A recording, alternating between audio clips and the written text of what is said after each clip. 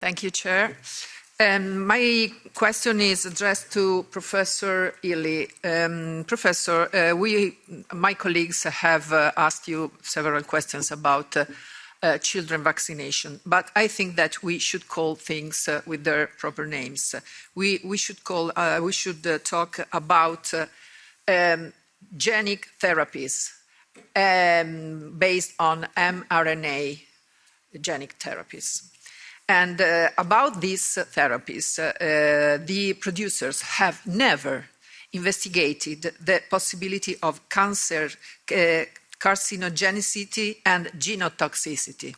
And I personally, with some scientists as advisors, have highlighted the fact that there are some components in these therapies that are ALK 315 and ALK 159, which are labeled as being toxic and not for human use. So we have this with this data.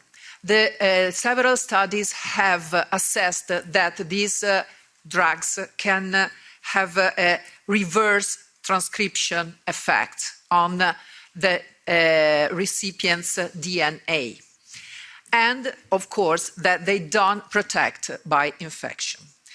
In view of all that, how can you, as a pediatrician, still recommend these therapies to children, regardless they are vulnerable or healthy children? Because I think that all children's health must be protected, and there are several reports of serious damages and deaths of children following these drugs. Thank you for your reply. Well, first, maybe the questions raised by Mrs.